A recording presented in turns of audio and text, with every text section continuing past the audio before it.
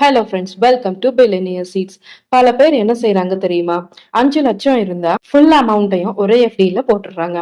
ஆனா ப்ராப்ளம் என்னன்னா, interest change ஆனாலும் பெனிஃபிட் கிடைக்காது. பிகாஸ் அவங்க பிக்ஸட் டெபாசிட்ல இன்ட்ரெஸ்ட் ரேட் பிக்ஸட் அப்படின்றதுனால இன்ட்ரெஸ்ட் ரேட் சேஞ்ச் ஆனாலும் கூட பெனிஃபிட்ல சேஞ்ச் கிடையாது. சேம் பெனிஃபிட் தான் இருக்கும். ஸோ எமர்ஜென்சி வந்தா ஃபுல் எஃப்டி பிரேக் பண்ற மாதிரி இருக்கும். பெனாலிட்டி வரும், லாஸ் வரும். இதுக்கு ஒரு ஸ்மார்ட்டஸ்ட் சொல்யூஷன் தான் எஃப்டி லேடரிங். எஃப்டி லேடரிங் இந்த ஸ்ட்ராட்டஜி யூஸ் பண்ணா ரிஸ்க் ரொம்ப கம்மியா இருக்கும். பெட்டர் ரிட்டர்ன்ஸ் வரவும் வாய்ப்பு இருக்குது. மந்த்லி லிக்விடிட்டியும் மெயின்டைன் பண்ணலாம். இந்த வீடியோல எஃப்டி லேடரிங் ஸ்ட்ராட்டஜி பத்தி டீப் மாஸ்டர் கிளாஸ் எக்ஸ்பிளனேஷன் நான் உங்களுக்கு சொல்றேன். வாங்க வீடியோக்குள்ள போலாம். ஃபர்ஸ்ட் எஃப்டி லேடரிங்னா என்னன்னு பாத்துடலாமா? ஒரு பெரிய அமௌண்ட்டை ஒரு சிங்கிள் எஃப்டில போடாம மல்டிபிள் எஃப்டில ஸ்பிளிட் பண்ணி டெபாசிட் பண்றதுதான் எஃப்டி. இது எப்படி ஒர்க் ஆகும்னு இந்த வீடியோல நான் சொல்றேன். அதுவும் டிஃப்ரெண்ட் மெச்சூரிட்டி பீரியட்ல டிவைட் பண்ணி மல்டிபிள் எஃப்டில ஸ்பிளிட் பண்ணி டெபாசிட் பண்றதுதான். சிம்பிளா சொல்லணும்னா, உங்ககிட்ட ஒரு 5 லட்சம் அமௌண்ட் இருக்குன்னு வச்சுக்கோங்களேன்.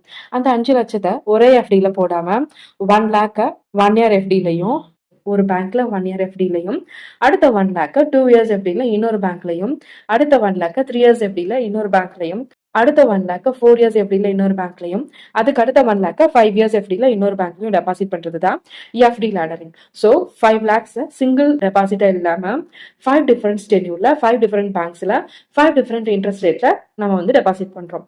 ஸோ அந்தந்த மெச்சூரிட்டி பீரியட் முடிஞ்ச உடனே அந்தந்த அமௌண்ட்டும் அந்தந்த இன்ட்ரெஸ்ட் ரேட்டுக்கு ஏற்ற மாதிரி மெச்சூரிட்டி அமௌண்ட்டும் இன்ட்ரெஸ்ட் அமௌண்ட்டோட சேர்த்து நமக்கு கையில கிடைக்கும்.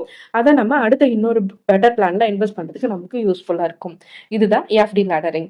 எஃப்டி லேடரிங் ஏன் இவ்வளோ பவர்ஃபுல் அப்படின்றதுக்கான எக்ஸாம்பிள்ஸ் பார்த்துடலாமா? ஃபர்ஸ்ட், பெட்டர் இன்ட்ரெஸ்ட் ஆப்பர்ச்சுனிட்டி இருக்கும். பிகாஸ் இன்ட்ரெஸ்ட் ரேட் ஃபியூச்சர்ல இன்க்ரீஸ் ஆனாலும் நியூ எஃப்டி கிரியேட் பண்ணி ஹையர் இன்ட்ரெஸ்ட் ரேட்ல போடலாம். இன்கேஸ் நீங்க இப்போ அந்த 5 lakhs rupees ஒரே எஃப்டில டெபாசிட் பண்ணிருந்தீங்க அப்படின்னா அந்த டென்யூர் முடிகிற வரைக்கும் அந்த அமௌண்ட் வந்து நீங்க திரும்ப வாங்க முடியாது இல்லையா? டென்யூர் முடிஞ்ச பிறகுதான் உங்களுக்கு அந்த அமௌண்ட் கையில கிடைக்கும். இன்கேஸ் நான் இப்ப சொல்ற மாதிரி நீங்க ஸ்பிளிட் பண்ணி போட்டிருந்தீங்கன்னா 1 இயரோட எண்ட்ல உங்களுக்கு ஒரு அமௌண்ட் கையில கிடைக்கும் இல்லைங்களா? அந்த அமௌண்ட்டை இன்னும் பெட்டரா இருக்கக்கூடிய இன்ட்ரெஸ்ட்க்கு நீங்க இன்னும் பெட்டரா இருக்கக்கூடிய பேங்க்ல டெபாசிட் பண்ணி வைக்கலாம். அப்படி இருக்கும்போது உங்களுக்கு இன்ட்ரெஸ்ட் ரேட் இன்க்ரீஸ் ஆகும்போது மெச்சூரிட்டி அமௌண்ட் இன்னும் இன்க்ரீஸ் ஆக வாய்ப்பு இருக்குது. ஸோ பெட்டர் இன்ட்ரெஸ்ட் ஆப்பர்ச்சுனிட்டி கிடைக்கிறதுக்காக எஃப்டி லேடரிங் சூஸ் பண்ணலாம். Number 2, emergency liquidity. இப்போ சடனா எமர்ஜென்சி வந்தா ஒரே எஃப்டியா இருந்தா 5 lakhs அமௌண்ட்டை நம்ம சிங்கிள் எஃப்டில டெபாசிட் பண்ணியிருந்தோம் அப்படின்னா எஃப்டி பிரேக் பண்ணக்கூடிய சுச்சுவேஷன் வந்ததுன்னா அந்த 5 lakh எஃப்டியும் நம்ம பிரேக் பண்ண வேண்டியதா வரும். இதே நம்ம அதை ஸ்பிளிட் பண்ணி போட்டிருந்தோம் அப்படின்னா தேவையான நேரத்துல தேவையான எஃப்டியை மட்டும் நம்ம பிரேக் பண்ணிக்கலாம். ஸோ பெனாலிட்டி குறையும், லாஸும் குறையும். இதனால நமக்கு தான் லாபம். ஸோ இது நம்ம செகண்ட் மெயின் ரீசனா பார்க்கலாம். அந்த தேர்ட் மெயின் ரீசன் என்னன்னா, கண்டினியூஸ் மெச்சூரிட்டி இன்கம். ஒரு வருஷத்தோட முடிவுலையும் ஒரு எஃப்டி மெச்சூரிட்டி ஆகும். அதனால ரெகுலர் கேஷ் ஃப்ளோ இருக்கும். அந்த வரக்கூடிய மெச்சூரிட்டி அமௌண்ட்டை நம்ம இன்னொரு பெட்டரான எஃப்டிலையோ இன்னொரு பெட்டரான பிளான்லையோ இல்ல இன்னொரு பெட்டரான இன்வெஸ்ட்மெண்ட்லயோ இன்வெஸ்ட் பண்ணி நம்ம இன்னும் அதிகமான இன்கம் பார்க்கலாம். எஃப்டி லேடரிங் ஏன் பவர்ஃபுல் அப்படின்றதுக்கு இந்த 3 ஒரு மிகப்பெரிய எக்ஸாம்பிளா இருக்கும். இந்த 3 பாயிண்ட்ஸ்ல இருந்து எஃப்டி லேடரிங் எவ்வளவு பவர்ஃபுல் அப்படின்றத நம்ம தெரிஞ்சுக்கலாம். இதை ஒரு ரியல் லைஃப் எக்ஸாம்பிள் வச்சு இன்னும் டீட்டெயிலா தெரிஞ்சுக்கலாம். ரவி கிட்ட ஒரு 5 lakhs rupees இருக்குது. அவர் அதை எஃப்டில இன்வெஸ்ட் பண்ண விரும்புறாரு. ஸோ சிங்கிள் எஃப்டியை சூஸ் பண்றதுக்கு அவர் கொஞ்சம் தயங்குறாரு. பிகாஸ் எமர்ஜென்சி ஃபண்ட் வந்தால் என்ன பண்றது, இன்ட்ரெஸ்ட்னால எஃப்டி லாக் ஆயிடுமே, பிளெக்சிபிளா இருக்காதே அப்படின்ற காரணத்தினால அவர் சிங்கிள் எஃப்டி போடுறதுக்கு விருப்பப்படலாம். ஸோ அவர் எஃப்டி லேடரிங் மெத்தடை சூஸ் பண்றாரு.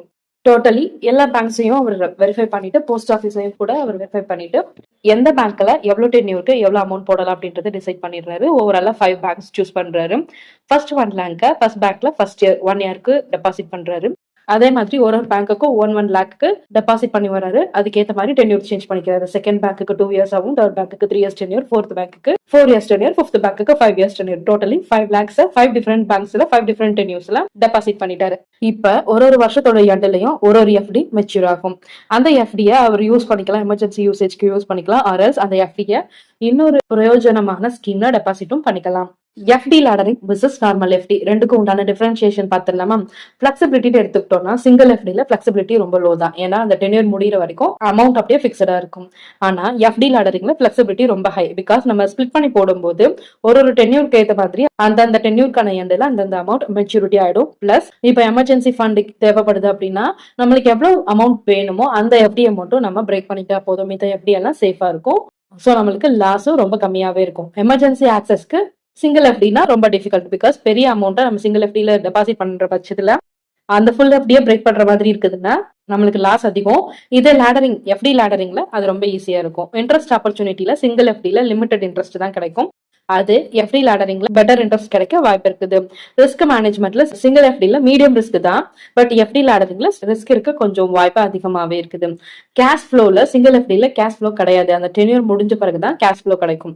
அண்ட் எஃப்டி லேடரிங் பொறுத்த அளவுக்கு ரெகுலர் கேஷ் ஃப்ளோ இருந்துகிட்டே இருக்கும். பிகாஸ் டென்யூர் முடிய கேஷ் நம்மளுக்கு மெச்சூரிட்டி அமௌண்ட் கிடைச்சிக்கிட்டே இருக்கும். அதனால small investors laddering strategy use பண்றாங்க. பிகாஸ் அது அவங்களுக்கு கொஞ்சம் ஹோப்ஃபுல்லாவும் ஹெல்ப்ஃபுல்லாவும் ஃபியூச்சரிஸ்டிக் யூஸ்ஃபுல்லாவும் இருக்கிறதுனால எஃப்டி லேடரிங் ஒரு பெஸ்ட் ஸ்ட்ராட்டஜியா இருக்குது. இதுல ஒரு சின்ன இம்பார்ட்டன்டான சீக்ரெட் தெரிஞ்சுக்கலாமா? நிறைய பேர் எஃப்டி ஒரு போரிங்கான இன்வெஸ்ட்மெண்ட்னு நினைக்கிறாங்க. ஆனா ப்ரொஃபஷனல் இன்வெஸ்டர்ஸ் லேடரிங் எஃப்டி தான் சூஸ் பண்றாங்க. Because emergency fund, short term goal and safe retirement income இது மூணுமே இருக்கிறதுனால லேடரிங் எஃப்டி லேடரிங் வந்து ரொம்ப சாய்ஸா இருக்குது business man and professional investor சைட்ல இருந்து யோசிக்கும் போது. இதுல நம்ம பண்ணக்கூடாத மிஸ்டேக்ஸ் என்ன அப்படின்னா, ஃபுல் அமௌண்ட், அதாவது ஒரு பெரிய தொகையா ஒரே ஒரு சிங்கிள் எஃப்டில டெபாசிட் பண்றது. அண்ட் தென் நம்பர் 2, லோ இன்ட்ரெஸ்ட்ல லாங் டென்யூர், அதாவது அதிக வருஷத்துக்கு 5 வருஷத்துக்கு 10 லட்சம் ரூபாய ஒரே எஃப்டில லாக் பண்ணி வைக்கிறது ரொம்ப தப்பு. லோ இன்ட்ரெஸ்ட் இன் லாங் லாக்னு சொல்றாங்க. எமர்ஜென்சி ஃபண்ட் இல்லாம எஃப்டி வந்து போடக்கூடாது. ப்ரீமெச்சூர் பிரேக் ரிப்பீட்டடா இல்லாத மாதிரி பாத்துக்கணும். எஃப்டி லேடரிங் யார் யாருக்கு ரொம்ப யூஸ்ஃபுல்லா இருக்கும்னு பார்க்கலாமா?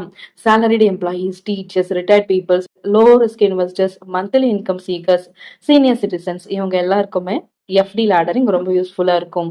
ஏன் எஃப்டியை டிஃபரெண்ட் பேங்க்ஸ்ல ஸ்ப்ளிட் பண்ணி போடணும் அப்படின்றதுக்கான ஒரு ஆன்சர் இது நான் சொல்றேன். சேஃப்டி இன்க்ரீஸ் ஆகும், பெஸ்ட் இன்ட்ரெஸ்ட் கேப்சர் ஆகும், bank risk diversification in the sense, இப்போ ஒரு வேலை பேங்க் கொலாப்ஸ் ஆயிடுச்சு அப்படின்னா அவங்க சைட்ல இருந்து நமக்கு பர்டிகுலர் அமௌண்ட் தான் காம்பன்சேஷனா கொடுப்பாங்க. இதே நம்ம மல்டிபிள் பேங்க்ஸ் சூஸ் பண்ணி மல்டிபிள் எஃப்டி போட்டிருக்கும் போது ஒருவேளை நம்ம ஒரு பெரிய அமௌண்ட் அந்த பேங்க்ல நம்ம டெபாசிட் பண்ணியிருந்தோம்னா அவங்க பண்ற காம்பன்சேஷன் வந்து ஒரு குறிப்பிட்ட அமௌண்ட் தான் இருக்கும். அப்ப நம்ம டெபாசிட் பண்ண அமௌண்ட்டை விட நம்மளுக்கு குறைஞ்சபட்ச அமௌண்ட் தான் நமக்கு கிடைக்கிற மாதிரி இருக்கும். அது நமக்கு லாஸ் தான். அதனால நம்ம எஃப்டி ஸ்பிளிட் பண்ணி போடும்போது டிஃப்ரெண்ட் பேங்க்ஸ்ல நம்ம எஃப்டி இருக்கும். ஸோ டைவர்சிஃபிகேஷனுக்கு ரொம்ப யூஸ்ஃபுல்லாகவும் இருக்கும். So bank risk in diversification நம்மளுக்கு ரொம்ப கம்மி தான். ஸோ ஃபைனலி எஃப்டி லேடரிங் அப்படின்றது safer, smarter, flexible and better liquidity strategy. இந்த விஷயம் உங்களுக்கு புதுசா இருந்ததுன்னா கமெண்ட்ல தம்ஸ் அப் கொடுங்க. இந்த வீடியோ உங்களுக்கு பிடிச்சிருந்ததுன்னா வீடியோக்கு ஒரு லைக் கொடுங்க. மேலும் இந்த மாதிரியான யூஸ்ஃபுல்லான அவேர்னஸ் வீடியோக்கு நம்ம சேனலை சப்ஸ்கிரைப் பண்ணி பக்கத்தில் இருக்க பெல் ஐகான் கிளிக் பண்ணி வச்சுக்கோங்க. நெக்ஸ்ட் வீடியோல பார்க்கலாம். பாய்.